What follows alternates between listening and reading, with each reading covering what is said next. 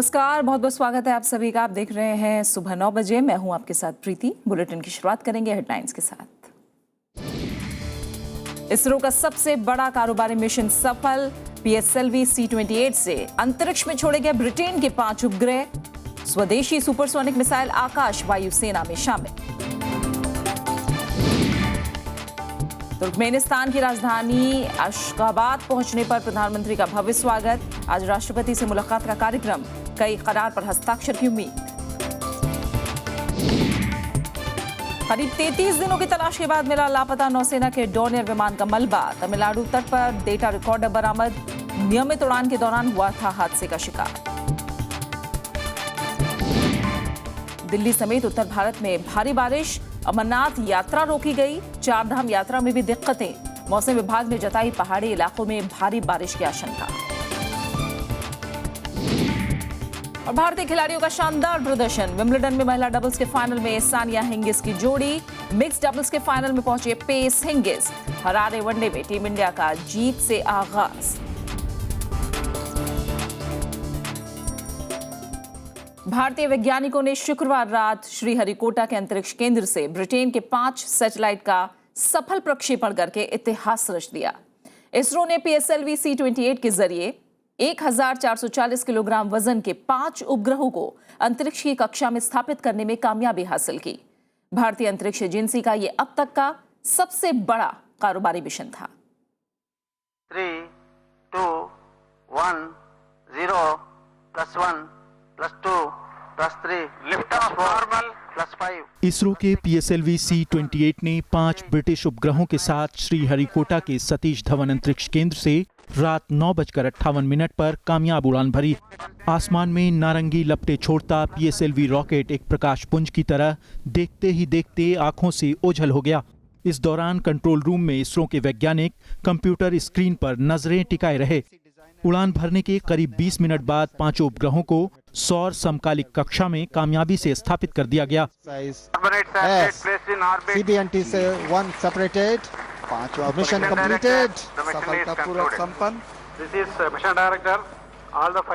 ऐतिहासिक प्रक्षेपण की कामयाबी के बाद इसरो अध्यक्ष एस किरण कुमार ने खुशी जताई। It's been a wonderful mission. We have had an extremely successful mission which carries for the customer one of the heaviest payloads from the PSLVs. ये उपग्रह पृथ्वी पर किसी भी लक्ष्य की हाई रेजोल्यूशन तस्वीर ले सकते हैं। इनका इस्तेमाल संसाधन तलाशने, पर्यावरण सर्वेक्षण, शहरी प्रबंधन और आपदाओं की निगरानी के लिए किया जाएगा। इसरो की अगले साल मार्च से पहले कई और अंतरिक्ष मिशन लॉन्च करने की योजना है। We have a series of launches scheduled till March next year, primarily to make sure that the essential capacity that we need to provide both in the navigation series and also in the communication series. ISRO ने पिछले साल जून में PSLV C-23 के जरिए 4 देशों के 5 उपग्रहों का सफलतापूर्वक प्रक्षेपण किया था। भारत ने 1999 में जर्मनी और कोरिया के उपग्रहों को सफलतापूर्वक कक्षा में स्थापित करने के साथ ही उपग्रह प्रक्षेपण के कारोबारी क्षेत्र में कदम रखा। 2007 में इटली के उपग्रह एंजिल को अंतरिक्ष में भेजकर अपनी कामयाबी प्रक्षेपण क्षमता साबित की। इस प्रक्षेपण के साथ इसरो अब तक 19 देशों के 45 उपग्रहों का सफल प्रक्षेपण कर चुका है। कम प्रक्षेपण लागत और कामयाबी के चलते अनेक देश इसरो से उपग्रह प्रक्षेपण का अनुबंध कर रहे हैं। इस सब के जरिए अरबों डॉलर की कमाई भी हो रही है। Bureau report, Rajya Sabha TV. जमीन से हवा में मार करने वाला पूरी तरह से स्वदेशी सुपरसोनिक मिसाइल आकाश वायुसेना में शामिल हो गई। ग्वालियर के एयरफोर्स स्टेशन में हुए समारोह में रक्षा मंत्री मनोहर पर्रिकर ने वायुसेना प्रमुख अरूप राहा को इसकी चाबी सौंपी और औपचारिक रूप से आकाश मिसाइल प्रणाली वायुसेना को समर्पित की। ये देश का पहला made in India missile system है जो DRDO, BEL और प्राइवेट सेक्टर के साझा सहयोग से तैयार हुआ है। आकाश मिसाइल 30 किलोमीटर की दूरी तक 18,000 मीटर की ऊंचाई पर किसी भी हवाई खतरे जैसे विमान, हेलीकॉप्टर और मानव रहित विमान को ध्वस्त कर सकती है। रक्षा मंत्री मनोहर पर्रिकर ने कहा कि आकाश मिसाइल प्रणाली के दूसरे चरण पर भी तेजी से काम चल रहा है। उन्होंने उम्मीद जताई कि अगले 2 साल के भीतर आकाश मिसाइल प्रणाली 2 भी वायुसेना के बेड़े में शामिल हो जाएगी। We'll encourage the scientist community and the defense and private sector, all who are in together for Akash work, to urgently build Akash 2, which will be much more potent weapon. करीब 33 दिनों की तलाश के बाद भारतीय कोस्ट गार्ड का लापता Dornier विमान का मलबा तमिलनाडु में चिदम्बरम कड्डलोर के पास मिला है। भारतीय कोस्ट गार्ड ने लापता डॉर्नियर विमान का मलबा और उसका फ्लाइट डेटा रिकॉर्डर ढूंढ निकाला है। कोस्ट गार्ड के आईजी सत्यप्रकाश शर्मा ने इस बात की जानकारी दी।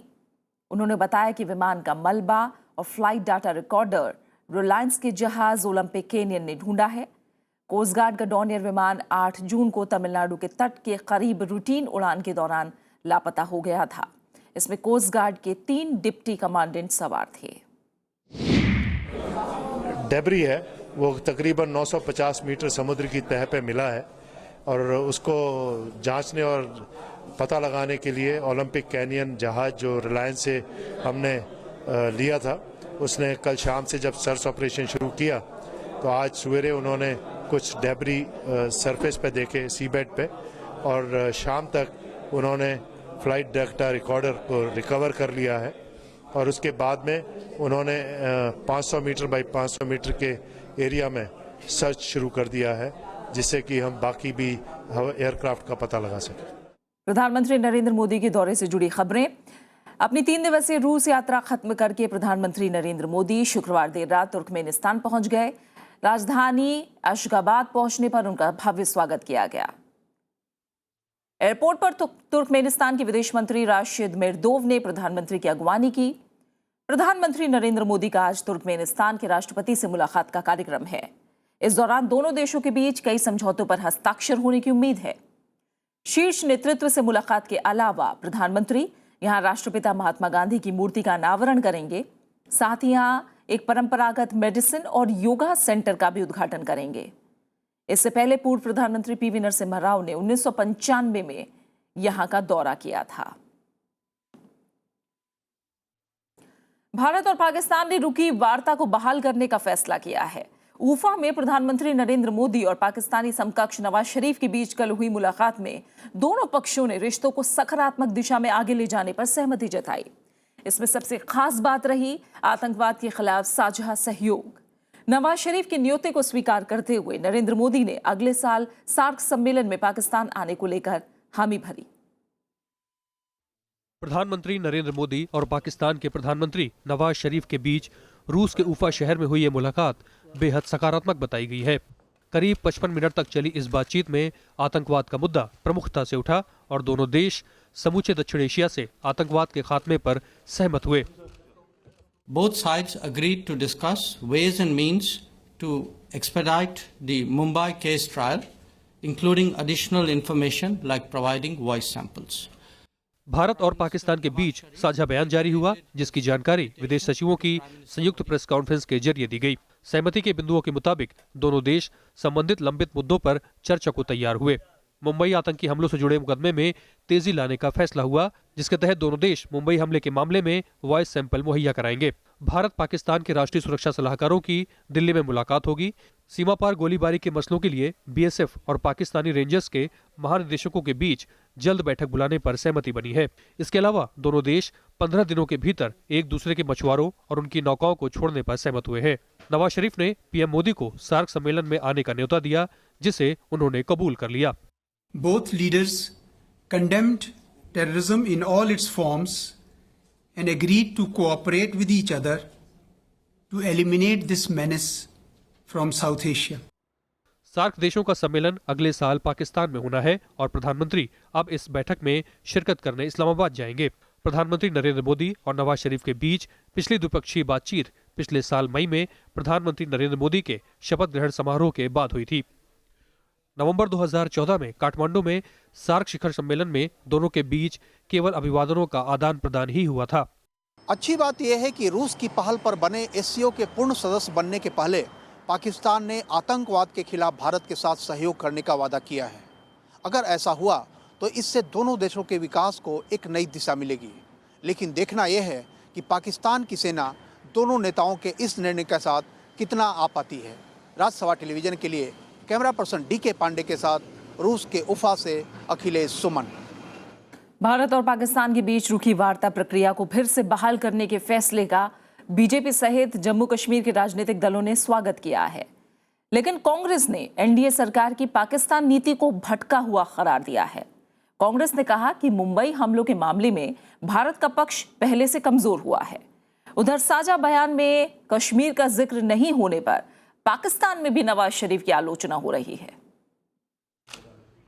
रूस के उफा शहर में भारत और पाकिस्तान के प्रधानमंत्रियों की मुलाकात हुई और बातचीत को आगे बढ़ाने का फैसला किया गया।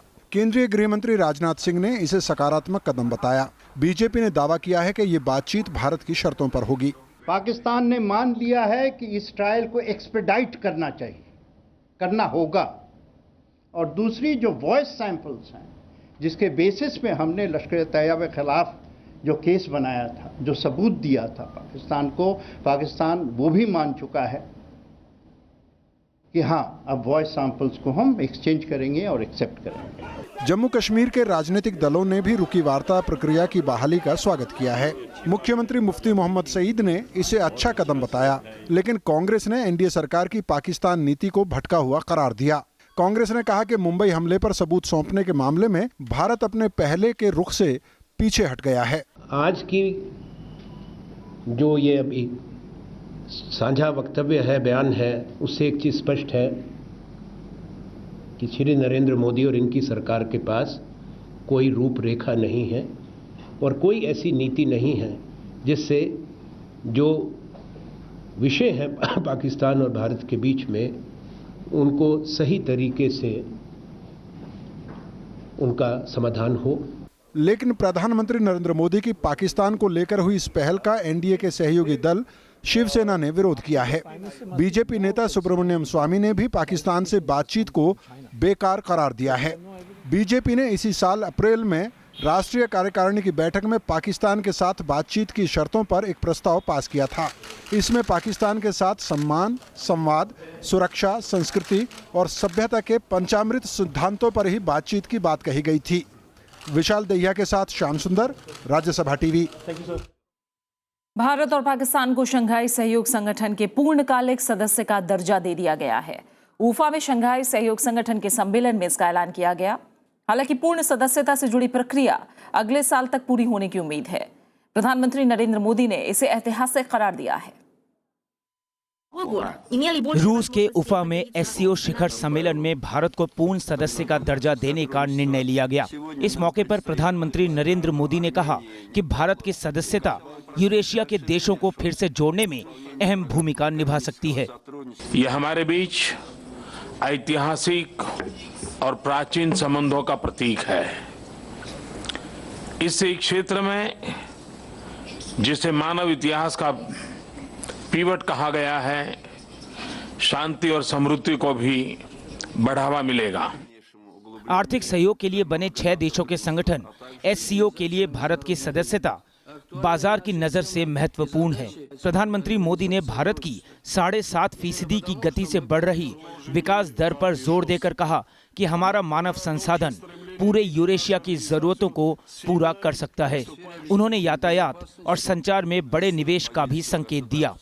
हम यूरोप के उत्तरी कोने से एशिया के दक्षिणी समुद्री तट को फिजिकल और डिजिटल कनेक्टिविटी नेटवर्क से जोड़ सकते हैं। International north south transport corridor इसी दिशा में उठाया गया एक महत्वपूर्ण कदम है। प्रधानमंत्री ने पाकिस्तान को शंघाई सहयोग संगठन का सदस्य बनने पर बधाई दी। पाकिस्तान का भी इस मुद्दे पर सकारात्मक रुख रहा। सम्मेलन में भाग लेने के बाद प्रधानमंत्री रूस से तुर्कमेनिस्तान के लिए रवाना हो गए। अखिलेश सुमन, राज्यसभा टीवी। खबर बिहार से, जहां विधान परिषद की 24 सीटों के लिए हुए चुनाव में NDA गठबंधन ने बड़ी जीत हासिल की है। NDA गठबंधन को जहां 12 सीटें हासिल हुई हैं, वहीं RJD, JDU, कांग्रेस गठबंधन को 10 सीटें जीतने में कामयाबी हासिल हुई। 1 सीट निर्दलीय के खाते में गई। चुनाव आयोग ने 23 सीटों के नतीजे घोषित किए हैं, जबकि बेगूसराय सीट का नतीजा घोषित होना बाकी है।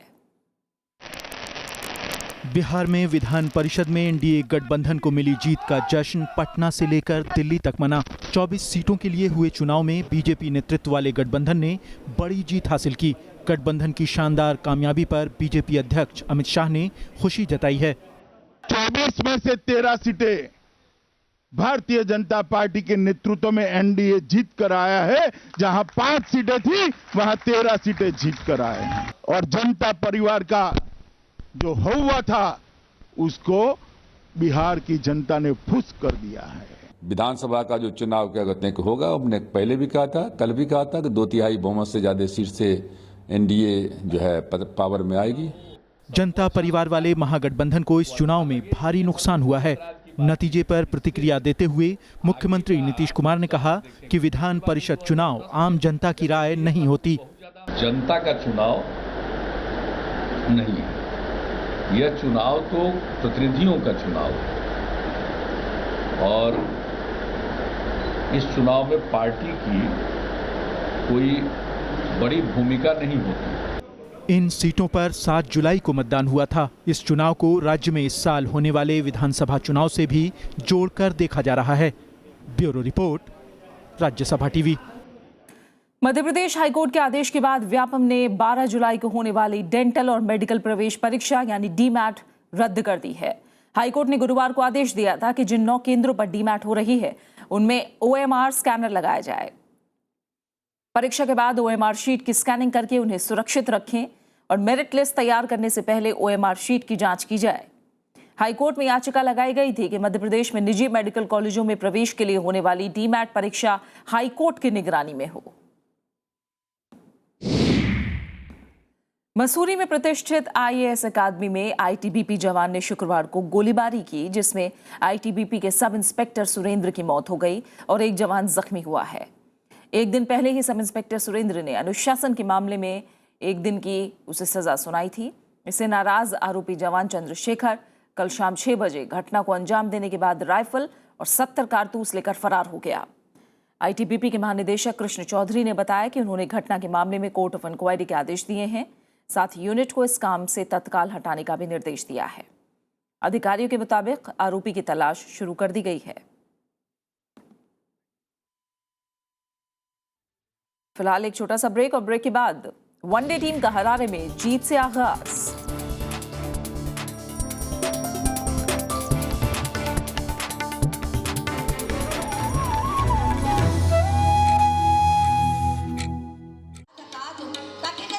विरासत का सफर, जिनकी नृत्य में अक्स है महान कलाकार सितारा देवी का।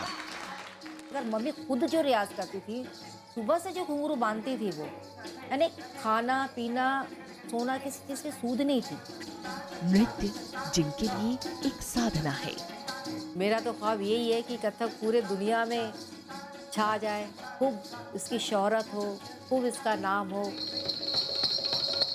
मिलिए शख्सियत में मशहूर मारूफ कथक कलाकार जयंती माला से सिर्फ राज्यसभा टीवी पर। राज्यसभा टेलीविजन के खास प्रोग्राम विरासत में आपका स्वागत है।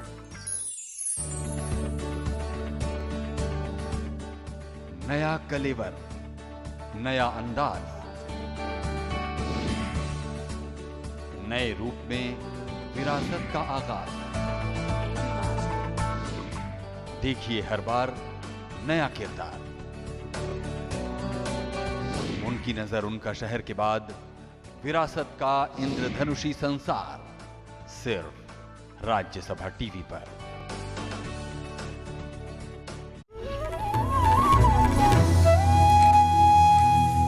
और अब खबर राजधानी दिल्ली में आशियाने की अधूरी तलाश की। डीडीए स्कीम के तहत फ्लैट पाने वाले 6000 से ज्यादा लोगों ने अपना आवंटन रद्द करा दिया है। वजह है इनका छोटा आकार और कम सुविधाओं वाले इलाके में होना। आपको बता दें कि डीडीए पिछले साल करीब 25,000 फ्लैट आवंटित करने के लिए योजना लाई थी, लेकिन फ्लैट का आकार नहीं भाने से लोग अब इसे सरेंडर करने को मजबूर हैं। दिल्ली में आशियाना तलाश रहे लोगों के लिए डीडीए फ्लैट पाना शायद सपने के सच होने जैसा हो, लेकिन हजारों लोगों के लिए हकीकत इससे काफी अलग है। दरअसल डीडीए ने 2014 की स्कीम के तहत जो फ्लैट आवंटित किए हैं वो इतने छोटे हैं कि इनमें गुजारा कर पाना बेहद मुश्किल है। साथ ही गैर विकसित इलाकों में होने की वजह से लोग इन घरों को छोड़ने को मजबूर हैं। मुझे उसका लेआउट फ्लैट का पसंद नहीं आया था। दूसरी चीज़ सर ये है कि वो फ्लैट नरेला में था और जो आसपास का एरिया था वो काफ़ी अंडर डेवलप्ड था। सो मैंने फिर ये डिसीजन लिया कि आगे फ्लैट मैं नहीं लूँगा। अधिकांश आवेदकों ने जब एप्लीकेशन फॉर्म भरे तब उन्होंने फ्लैट नहीं देखे थे। साथ ही बुकिंग राशि जो सिर्फ 1 लाख थी, इस वजह से काफ़ी बड़ी संख्या में एप्लीकेशन फॉर्म्स अथॉरिटी को मिले। लेकिन अब अगर आप इस रूम की साइज़ देखें तो इसमें एक डबल बेड भी ठीक से नहीं समा सकता। इस बार फ्लैट सरेंडर करने वालों की तादाद पिछले 3 बार के मुकाबले कहीं ज़्यादा है। सबसे ज़्यादा फ्लैट रोहिणी के सेक्टर 34, द्वारका के सेक्टर 23 भी और नरेला में सरेंडर किए गए। डीडीए की 2014 की हाउसिंग स्कीम में आवंटित कुल फ्लैट में से 90% फ्लैट EWS श्रेणी के हैं, जिनका आकार 30 वर्ग मीटर से 40 वर्ग मीटर के बीच है। वहीं इनकी कीमत 15 लाख रुपए से 19 लाख रुपए के बीच रखी गई।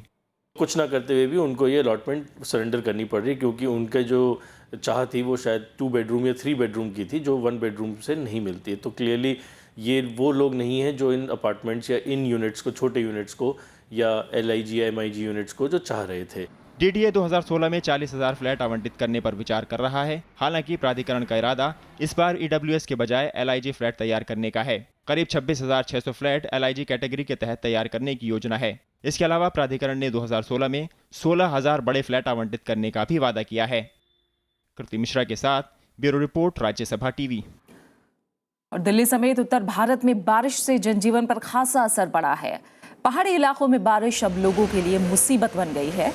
बारिश के चलते बालटाल और पहलगाम मार्गों पर अमरनाथ यात्रा फिलहाल रोक दी गई है। वहीं 4 धाम यात्रा पर बारिश का असर दिख रहा है। उत्तराखंड में भारी बारिश के कारण भूस्खलन की आशंका को देखते हुए 4 धाम यात्रा मार्ग पर तीर्थयात्रियों को सावधानी बरतने की सलाह दी गई है। बारिश के बाद कई जगहों पर भूस्खलन की वजह से जगह जगह लोगों के फंसे होने की भी खबर है।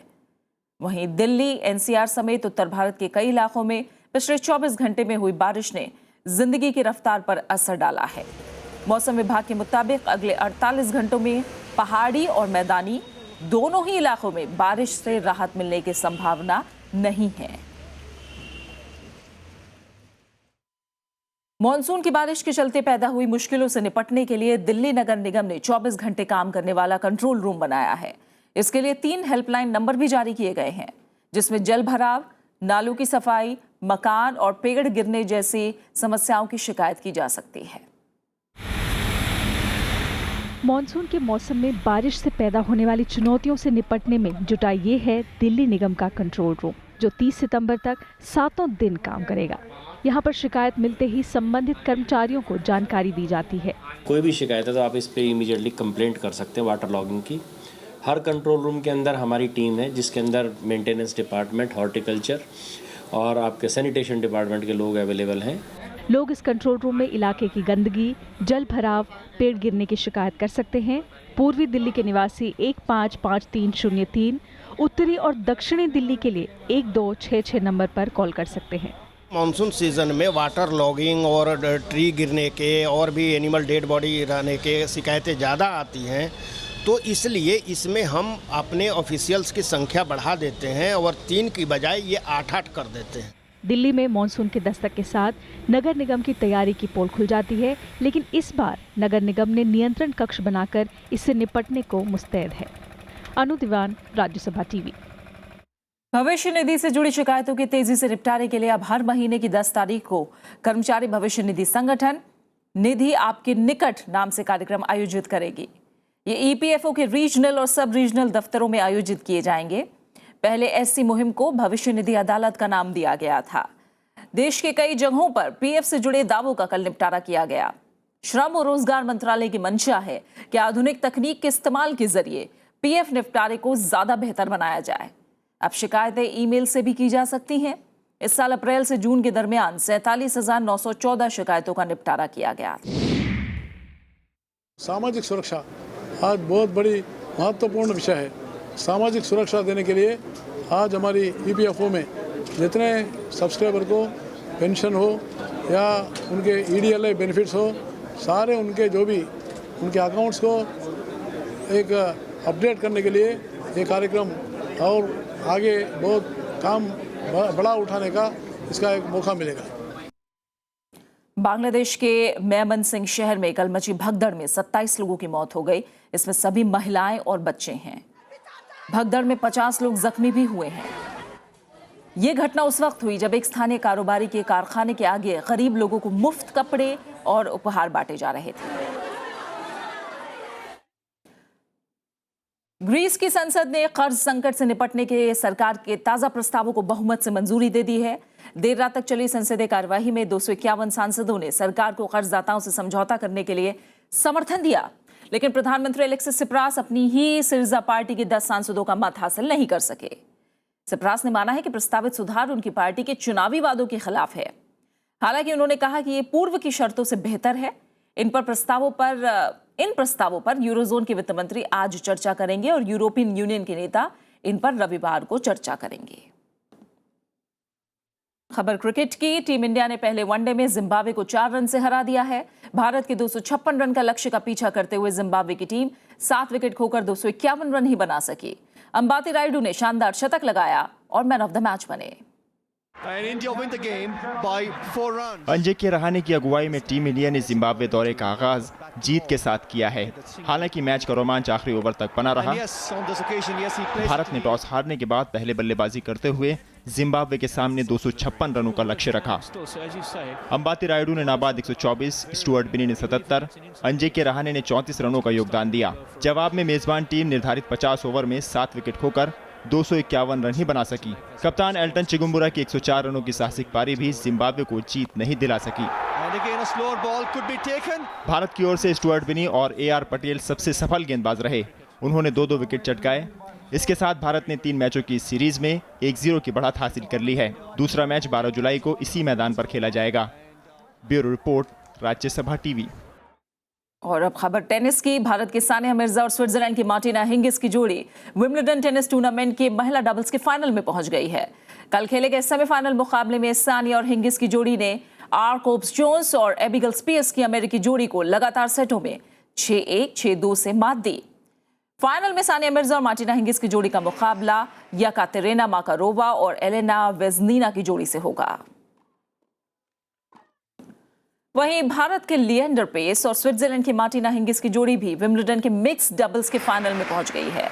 सेमीफाइनल में पेस और हिंगिस की जोड़ी ने अमेरिका के माइक ब्रायन और बेथनी मेटेक की जोड़ी को सीधे सेटों में 6-3, 6-4 से मात दी। ब्रायन बेथनी की जोड़ी शीर्ष वरीयता प्राप्त है, जबकि पेस हिंगिस 7वीं वरीयता प्राप्त है। लेकिन पेस और हिंगिस शानदार फॉर्म में थे और मैच के दौरान उनमें बेहतरीन तालमेल भी दिखा। पहला सेट 6-3 से जीतने के बाद दूसरे सेट में भी पेस और हिंगिस ने कोई कमी नहीं की। दोनों ने शानदार खेल का प्रदर्शन करते हुए 6-4 से दूसरा सेट जीतकर फाइनल में जगह बना ली।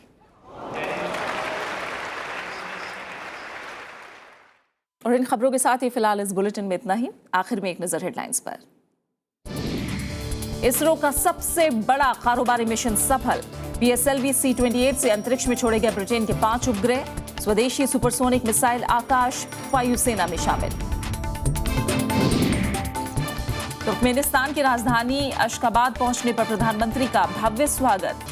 आज राष्ट्रपति से मुलाकात का कार्यक्रम, कई करार पर हस्ताक्षर की उम्मीद।